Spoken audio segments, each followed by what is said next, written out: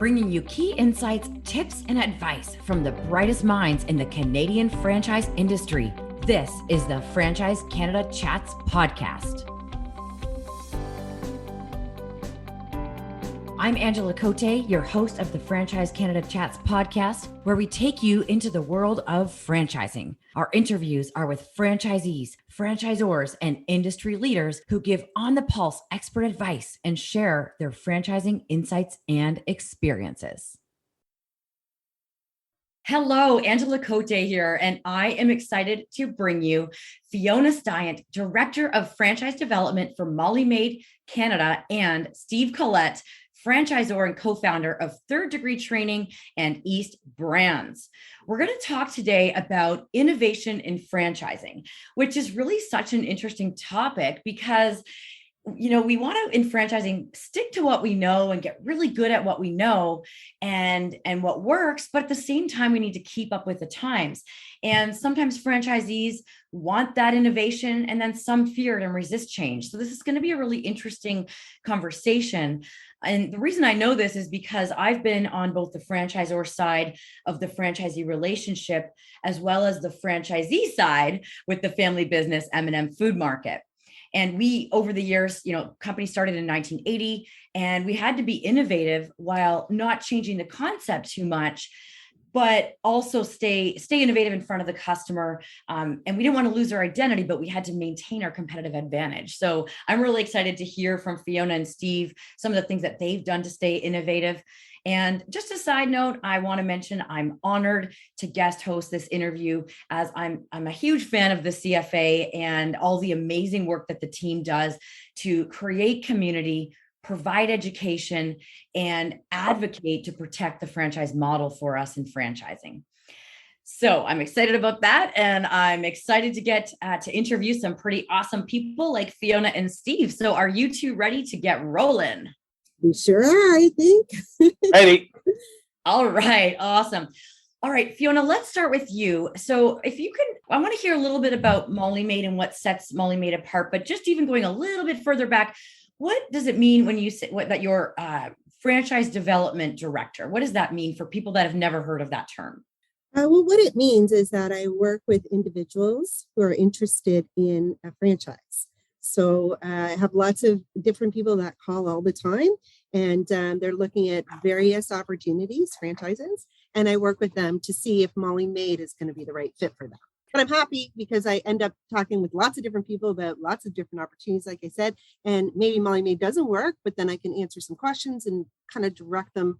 So MOLLY MAID is a residential housekeeping service, and we offer service across Canada. So a team of 2 trained individuals go in to clean a customer's home from top to bottom with all the supplies and equipment. They're fully bonded, insured, liable, reference checked, and we offer premium service, which is 100% guaranteed. That's amazing. And I know, having had different cleaners over the years, that having sometimes the independence, as much as you want to support an independent cleaner, the inconsistency can be, a problem. And to have the trained and the bonded, and they bring the equipment, that all sounds really amazing. So one side question, I warned you, I might not stay with the questions we talked about.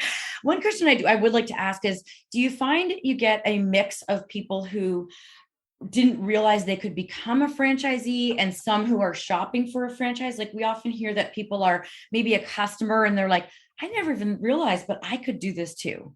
Absolutely. We get a lot of individuals, like from all walks of life, all genders, nationalities, races. I mean, fortunately, we've had a few people actually that have immigrated from different countries and have bought a franchise, which has been so exciting and thrilling for us. But customers for sure, and actually team members that are working and become a franchisee.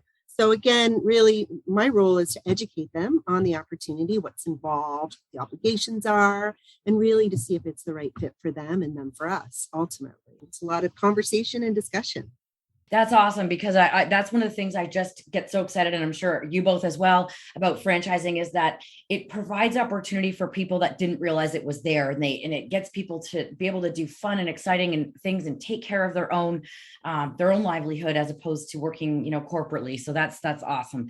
Okay, we're gonna move over to Steve Collette. Steve, my friend, can you talk a little bit about third degree training and what sets you apart? Because there really are a lot of different fitness brands out there, and I know you guys are awesome, but let's make sure that people understand what it is that sets you apart. No, great. Yeah. And there is a ton of fantastic fitness opportunities. We like to think third degree training is one of them. We are a true unlimited class-based facility. So whenever you're a member, there's no limitations to the classes that you can come to. And that's what we do. You don't do anything on your own with third degree training, whether it's you're doing personal training or whether you're doing your classes. It's true unlimited. So there's no limitations that sometimes can kind of get hidden in the small print. Our clientele goes everywhere from our little ninjas class on the weekends right up to our adaptive athletics. So we service the everyday people market, and our market is huge for the people that we want to help with their fitness goals. Awesome. And I just also want to point out, you're the founder, as we talked about at the beginning here. And so as the founder, and you're an earlier brand. How many units approximately do you guys have? We have 7 now. 7. So for people that are listening, I love to make sure that people understand that there's a lot of value in an established brand. There's a lot more systems and a lot more sort of feeling of security. But when you're investing in an emerging brand, it's a lot to do with the founder as well. And you look at that founder and go, do I believe in this person? And do I believe in the leadership team? And I think you're awesome. And I know that, I've met other people on your team. And I know that when I've been around you, there's no shortage of burpees. So, so some of what are a couple of the advantages of being an emerging brand for people that might not be thinking about that? Because they often do shy away from that. I just want to highlight that. Yeah, and there's two sides. There's two sides of the coin. A lot of the time, people with an emerging brand, you look at the past. If they've only been around a year, that's a little bit different. We've really honed in on our business model. We didn't try to do explosive growth. Of course, when COVID hit, it slowed down our growth. But with someone getting involved with an emerging brand, you really have you're part of the growth process. So our franchise owners that we have, they have such a huge voice, and they're all multi-unit now, right? And so such a huge voice in shaping the way the company's going. I really like that, because when you have a franchise meeting, you're not dictating. If you can believe it, I actually sit back and listen, right? And and have right. It's tremendous opportunity to get involved with a company like ours and have no matter whereabouts you are in the country, to say, do you believe in, again, the top end C-suite, the model of what's going on, talking to the franchise owners and doing that validation process. One thing I could tell you, we're very pleased now that our validation process is amazing. Right. And maybe just to clarify what that means is that when you talk to other franchisees, they're validating and saying, yes, this is a good opportunity. So you're saying that probably took a little bit of time to get to that point. So congratulations on that. It certainly did. Thank you. Yeah. And I just also want to then, this wasn't the plan, but also, Fiona, I'm guessing that you probably have some kind of a franchise advisory council at Molly Maid. So while maybe not every franchisee, or some system for feedback, like it is a little bit, it takes a little bit longer in a bigger system, but there is still, as a franchisee, the opportunity to feel heard. It's just not as direct. Would that be correct how I worded that? I would say yes and no. One thing I will say about Molly Maid is, we are a bigger company. We have more franchises, but the one thing that I will say we do very well is stay very closely connected through various channels of communication. So, Zoom now, my goodness, we use it all the time, and it's so easy to connect with people, our franchise partners face to face so easily, whether it be in Vancouver and I'm in Ontario or what have you. We also have an intranet portal, part of our website, where we have chat there, and the ability for franchisees to connect with one another. We have various newsletters that we distribute across Canada, where we also ask franchise partners to provide information and insights as to what they're doing to be successful. And then we relay it back to the other franchise partners. And we're always looking to develop our brand based on exactly what you were saying, Steve, what the franchisees are telling us that is working and working well. And so we're always adapting our system and trying to make it the best it can be. So I would say that although we're bigger, we do have a franchise advisory committee too. So I think we have 5 on it currently, franchise partners, and everybody knows who they are, so they can go to them if they don't feel comfortable coming to us. But I would say for the most part, our franchise partners connect with us all the time, and everybody feels pretty comfortable to call any of us at the office and, speak their mind as to what's working, what's not working, what they're finding challenging, so on and so forth. So yeah, it's pretty good. But one thing I wanted to mention before we get on, Angela, is I thought it was funny when Steve was talking about, his business and being the founder and, I said fitness guy. Our CEO, Aaron Abrams, president and CEO, he actually at a number of the CFA events, he's an ex-professional athlete. And so he would always go to the gym at like 5 a.m, or I don't know, some crazy hour. I'd still be sleeping. And who would be in the gym? The only other person there? Right, Steve Collette. That's how we met. And then I remember we sat on a panel together. I think it was at Law Day. And but no, that's how I met Aaron. He was always the only other guy. Everyone at the convention was still asleep. And, anyway, great guy.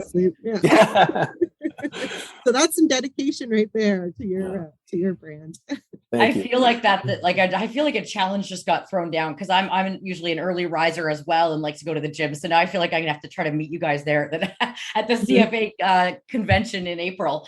Set your alarm early, Angela. Set your alarm early. Yeah, I'm like 5 a.m. Like normally at home, that's no problem. But when you're on the road and you're socializing late at night, having so much fun, it's like that is dedication. So one thing I just wanted to just mention there then, when it comes down to like established versus an emerging brand, is I think it also comes down to the person, whether they want to get in early or do they feel more comfortable with the systems in place and that. And so there's definitely room for both. And I love that. And that's really cool. And I also love, Fiona, when you mentioned, that there's a lot of different avenues for franchisees to connect with the franchisor, but also with each other. I'm a huge advocate for franchisee collaboration because in a franchise system, what's so cool is you've got a built-in network of franchisees people running the same business. So when a franchisor goes out of their way to connect franchisees, that makes me really happy. So I think that's really cool to hear. Okay, let's move on. So again, people that haven't ever thought, oh, I could be a franchisee, or, they don't really understand what am I going to get for this? Let's talk a little bit about the training and support side of things. So Fiona, what training and support does Molly Maid provide franchisees that sets you apart from your competition? I couldn't really say what sets apart from competition because I'm not exactly sure what they do, but I actually feel we do a fantastic job in terms of training and support. We always, after every training session we always say what worked, what didn't work, what could we improve. We talk to the new franchise partner and ask them. So every time we try to make it better. And we always make small changes. But what we offer is we have 2 weeks of independent learning prior to coming to our support office, which is located in Oakville, Ontario, for 1 week of intensive on-site personal training. And that 1 week, the whole training actually encompasses and highlights all aspects of the business. So whether it be, customer and team member scheduling or administration, marketing, health and safety, it encompasses everything about our system. Plus, we really do focus on our core cleaning system as well. So as well as that, every franchise partner is assigned one franchise coach who works one-on-one with that individual. Now, that doesn't mean that, the new franchisees or franchise partners can't call any of us, because they can at any time and ask any of us questions. But what that allows is that one franchise coach is able to really stay connected with that franchise partner and know what that person's individual goals are, their aspirations, where they're at in their business, and really stay closely connected to help them achieve success. So we really like that. And then, as I mentioned earlier, communication to us is imperative. So we have all those different means and methods of communication for our whole office, support office team. And then on top of that, we have meetings, regional meetings, and we have national convention, and then of course our intranet. So we're constantly trying to, continually develop the skills, as well as we use an external source to help with employee and employer challenges. Yes, so we have a system that we work with that. And then on top of that, if there are any other areas that we're not able to provide, it's out of our scope really, then we do offer to pay 50% of the cost for that training. So that could mean like online business resources or any other kind of training that is related to operating a small business. So we go kind of above and beyond to make sure if we don't have it, we're going to help you find someone who does have it and help you pay for it. We hope you're enjoying this episode so far. Did you know that Franchise Canada has a newsletter sent twice a month that's packed full of fresh franchise opportunities? With Franchise Canada e-news, you get new content from Franchise Canada magazine, franchisee success stories, industry news about CFA members, educational videos all about franchising, and you can keep up to date on the newest episodes of the Franchise Canada Chats podcast that you're listening to right now. Plus, by subscribing to Franchise Canada e-news, you get a free subscription to Franchise Canada magazine. Subscribe now at franchisecanada.online. Now, back to the podcast episode you are enjoying. That's incredible. I'm blown away. This is awesome. I hear what I'm hearing is a really robust training and ongoing support. And I always talk about, some franchisors have franchise companies, it's kind of more hotline support where they have our number, they can call us, we've got a good, operations manual they can use, but that's not really enough. Like you are coaching and guiding. And when you mentioned, their personal goals, that's fantastic. I really love hearing that and that you're developing their skills. Those things are all awesome. I still want to ask Steve the same question, but I know that we have some meaty innovation questions coming up. So I'm going to switch over to Steve on the topic of what characteristics you look for in a franchisee. Because I know like it's an interesting thing. People think, oh, I can do that. And how do you know somebody's going to be a good fit as a franchisee? What are you looking for that you will know this person is most likely to be successful? Well, I certainly, if you asked me that question 5 years ago, it'd be different. Yeah. You learned a lot. Oh gosh. Yeah. Well, that's our job as franchisors is to say, okay, we don't sell franchises. I like to say we award futures, right? And there is characteristics that you have to look for. The big one, the 4-letter word that I use in anything is grit. You have to grit. The ability or the want, and grit's not something you can teach. You either have it or you don't. I think it's important with anything where you're trying to attain a certain goal, but that is the big one. We need hunters and farmers. Acquisition and retention is important. So it's not just about getting new people in, it's keeping the people in the doors. And we have honed in on that. Oh man. And so you can teach that certain aspects of it, but you have to have that characteristic and you have to have that ability. You have to be able to build good teams because you can't do it yourself. That was our problem in the past. We used to award fitness franchises to fitness instructors. Let's let's pause on that for a quick second. I'm so glad you brought that up because that happens a lot where people think I'm really a good fitness instructor, so I'm going to be a good fitness business owner. So yeah, if you want to go a little bit. Yeah, no, I think that, and what happens is teaching classes is the fun part, the easy part.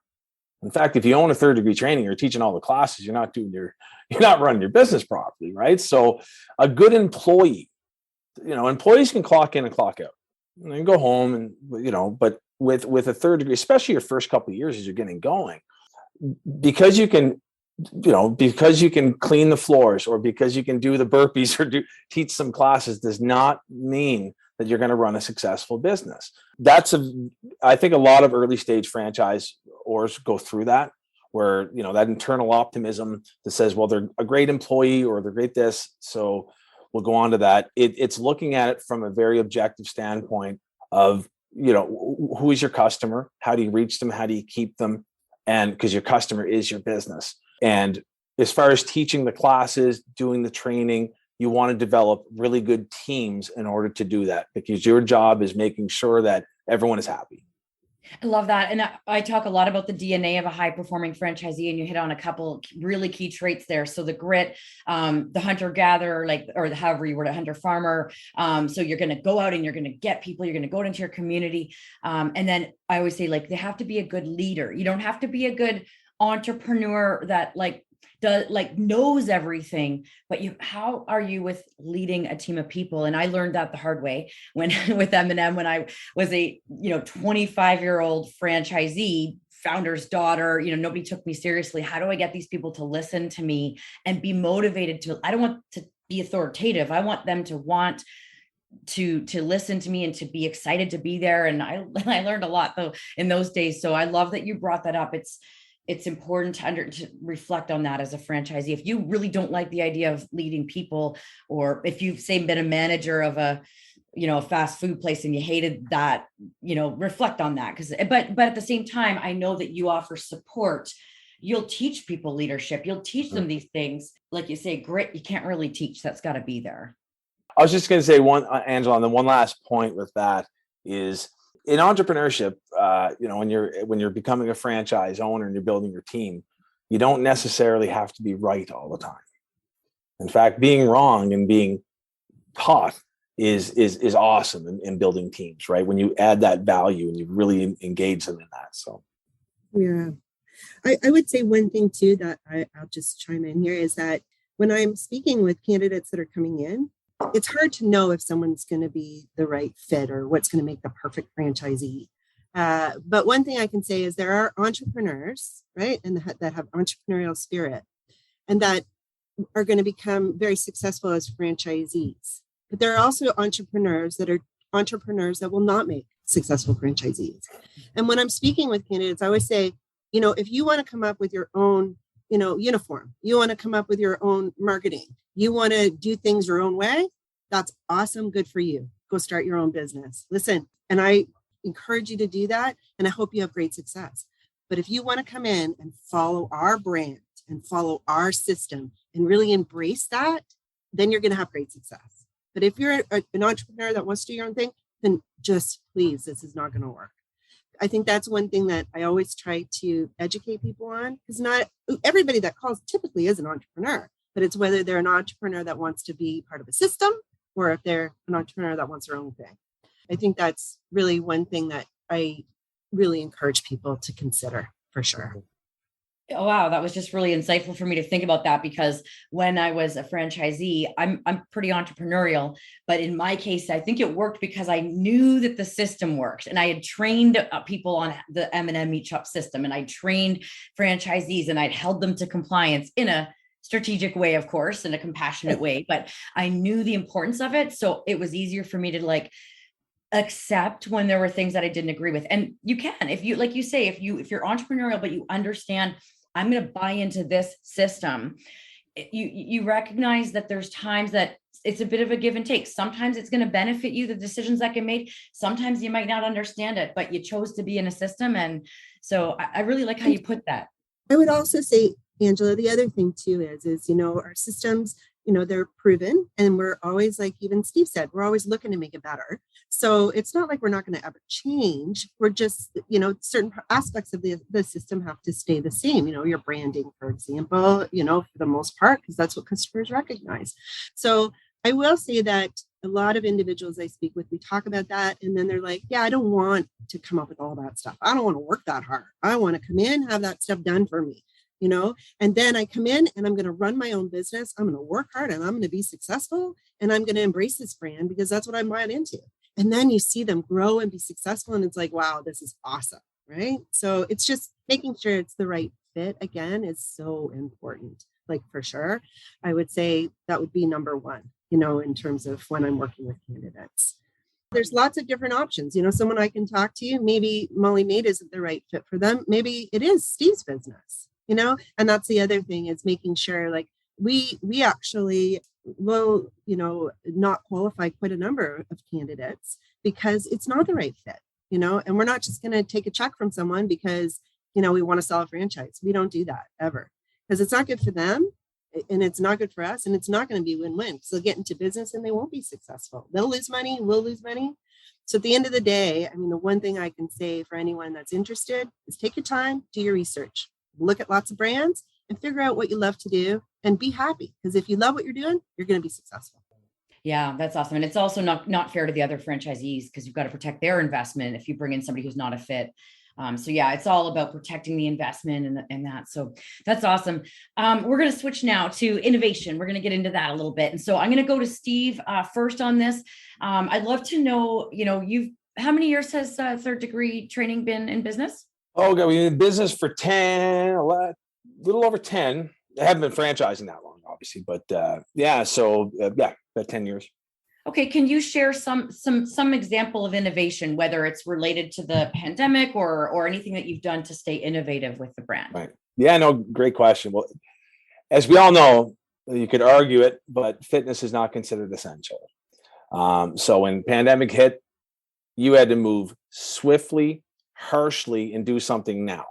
So we had to. So we put a lot of emphasis onto our online portals, and because of the way we operate our classes, it was easier to do so as opposed to someone who uses some proprietary equipment or whatever it may be, right? So we were live 6 hours a day. Like, we were literally live 6 hours a day, and to really hone in and make sure that, and we developed all sorts of new accountability programs. So that's when we were closed, right? And then when we were allowed to reopen, we really looked at it and said, let's take a hard look at our system. So we looked at our branding. We did a whole brand over, and then we added all sorts of programming to our system. And we looked at it from kind of the multi-generational. Why are these kids going to an after school program over here where they don't like? Let's do an after school program. Let's do the toddlers program. Let's really get into the adaptive athletics, or people, whether they're elderly or they have mobility issues. So we really added a lot to third degree training, and it just went like this, right? So the innovative that we had to do, the way I kind of look at things, it's if you get pushed, don't push back, punch. So it was go hard, and but the innovation, I mean, COVID certainly wasn't friendly for fitness, but if you look back at it, I'm a true optimist, and at least it allowed us to have the company that we have now. Awesome. And I remember thinking, like, I wouldn't want to get on a call with, well, I shouldn't say I wouldn't want to, but you'd be more motivated when you're already a member or you're already connected to that brand. So, and I love it. It's almost like you were like, we got to help our community, right? Yep. Like, we got to do something for these people that have been coming and getting their exercise from us. What can we do? So you just service them the best way you could. And it sounds like it went really well. Well, and we continued.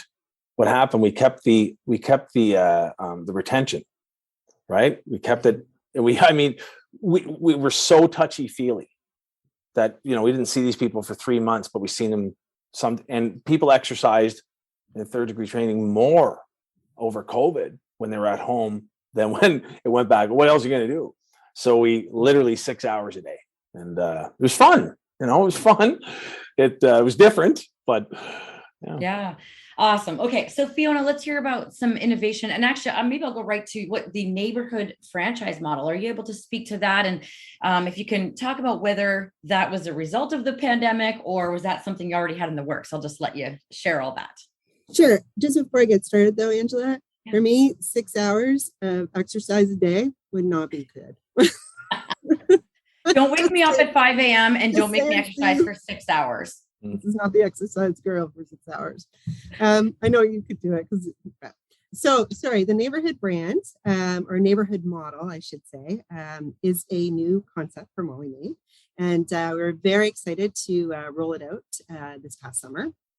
And it wasn't necessarily a result of the pandemic. We had been talking about it for quite some time. We have annual meetings with our whole team. And it was during one of these annual meetings that the concept emerged. And so we kind of started talking about it, trying to figure out, the best way to bring it forward and bring it to market. And then it just so happened it was actually during the pandemic that we decided to roll it out.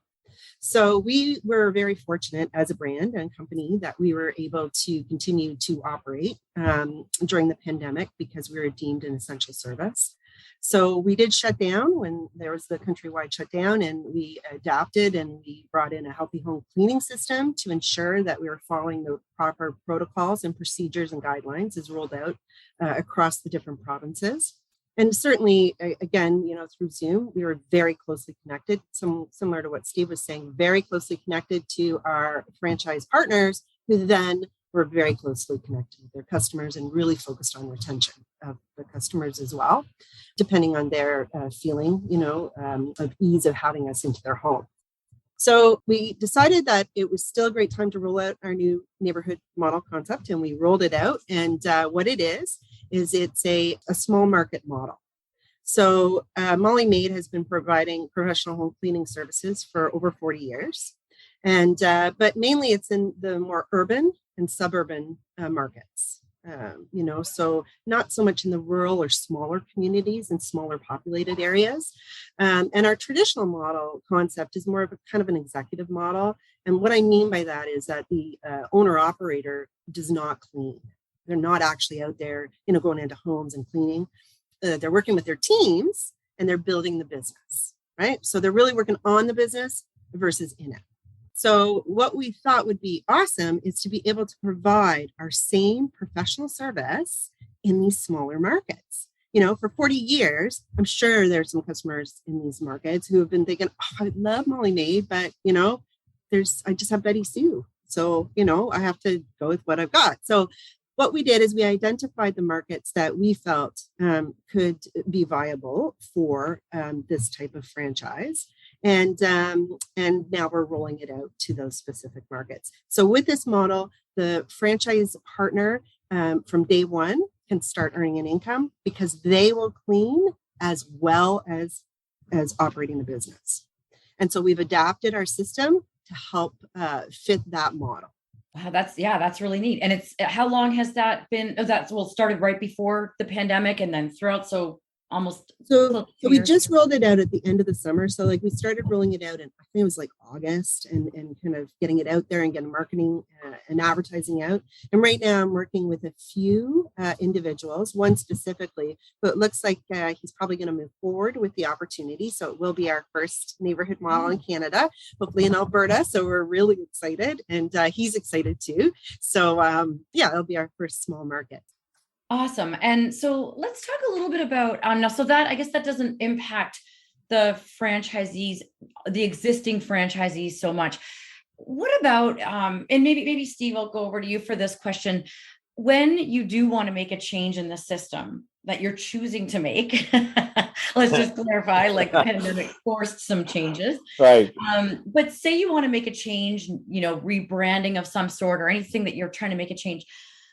How do you introduce that innovation to the system in light of the fact that some franchisees might be uncomfortable with change, or in other words, how do you create buy-in? Great. No, it's a great question. And it's there's a difference between objective and subjective, right? And what we don't do is whenever you cause a change in your system, it's not because I want to do this. It's because this is what's best for business. So rather than start with the conclusion and say, we're changing here, it's you validate the premise of the argument to go, here it is. And what's your thoughts and what's your concerns? Not on the conclusion, but on why we're doing this.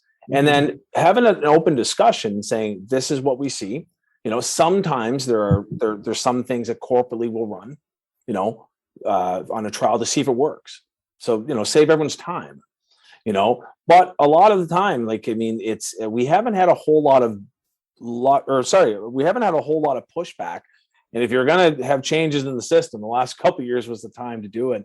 We're very open with it, and really saying, do you understand this, and are you comfortable, and what's your concerns with this?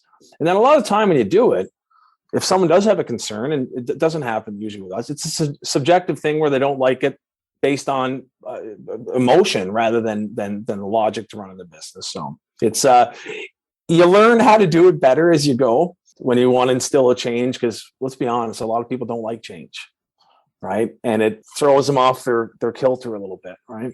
Yeah, Fiona, you could probably certainly attest to that.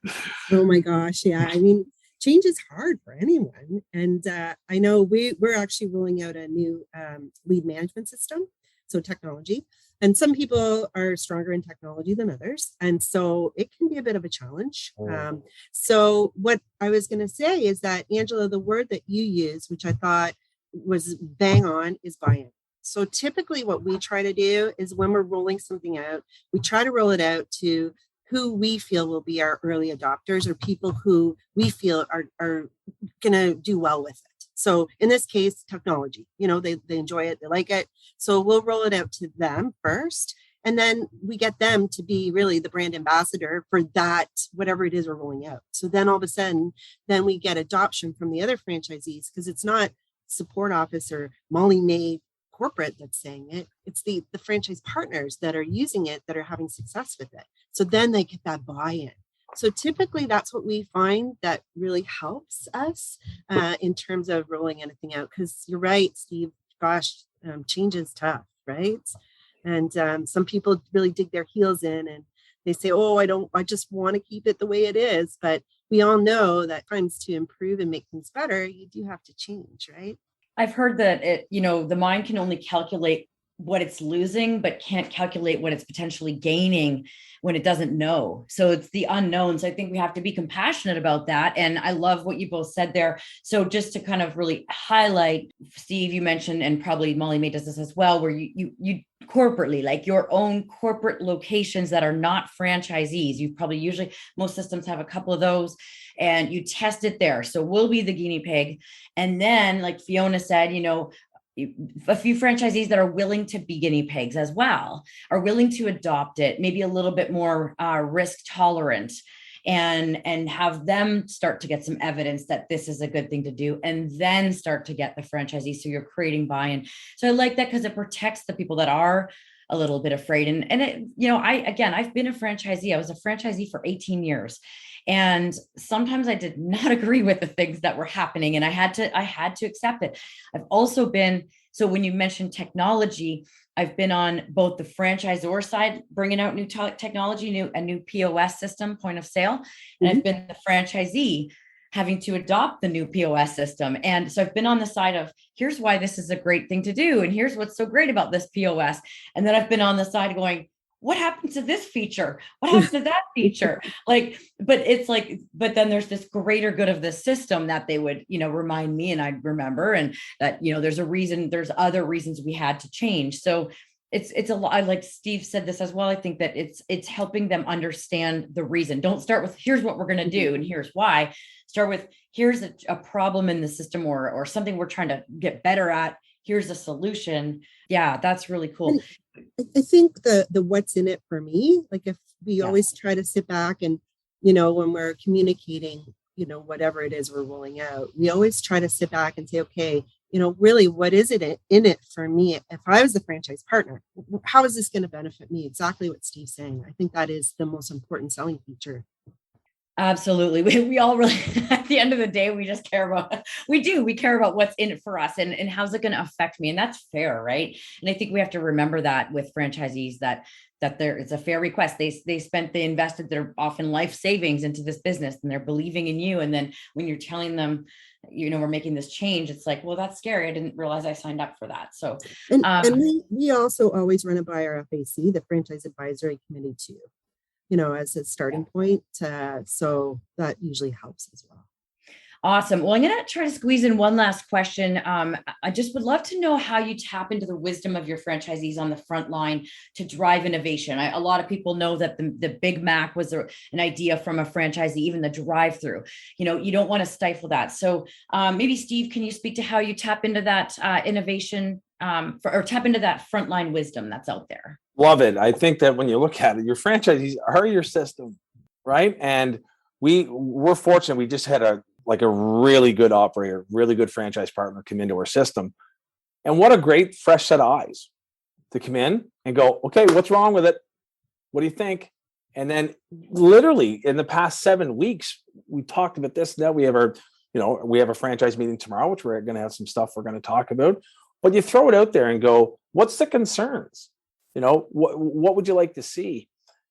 tap into them, because they like, and it helps your relationship so much. And rather than go in saying, I'm right. No, I'm not. I'm the founder. What do I know? Right.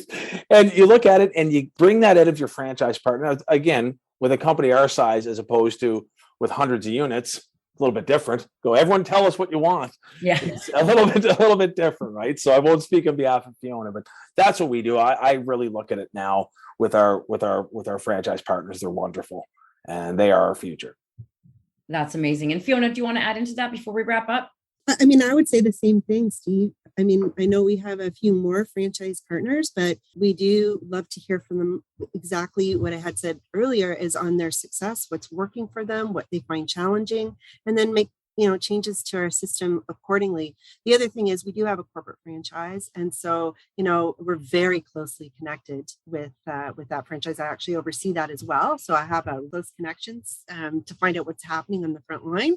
And so we can also see like, hey, maybe that's not working and we need to change or adapt based on that close connection. So I do think having all the open lines of communication at our regional meetings, we have roundtables, discussions where we open it up for them to share and feedback. And that provides us with a lot of insight and allows us to adapt and innovate from there.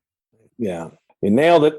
Yeah, you're really missing out if you don't. I think, but one caveat I always like to say is if you're going to open up that door of to that feedback, is we can do anything, but we can't do everything, right? Like, we're going to listen and we're going to assess whether we have the resources and whether it makes sense, or we might let you test it or something. Right. But also understanding that when you're in a franchise, you're in a system and decisions have to be made very strategically, I guess. So this has been awesome. I don't know about you two, but this time just flew by. Yeah, absolutely. It was great. It was great. I had a blast. Yeah. Again sometime. Yeah. All right. Well, yeah, so much insight, so many insights and so much wisdom from both of you. And so cool to hear the contrast between a newer brand and an established brand. No doubt you both have so much expertise to share. And I feel even more confident that people that become franchisees of your brands are, if they get in, they're the right fit and they're going to have great leaders and really do well. So thank you so much, both of you, for the interview today. Thanks, Angela. It was awesome. Always a pleasure. Thanks for listening. For more franchising resources, including how-to articles, expert advice, franchisee success stories, and franchise opportunities, visit franchisecanada.online. Don't forget to subscribe to Franchise Canada e-news while you're there. You can also learn more about franchising at cfa.ca and connect with specific franchise opportunities at lookforafranchise.ca. Now go be awesome.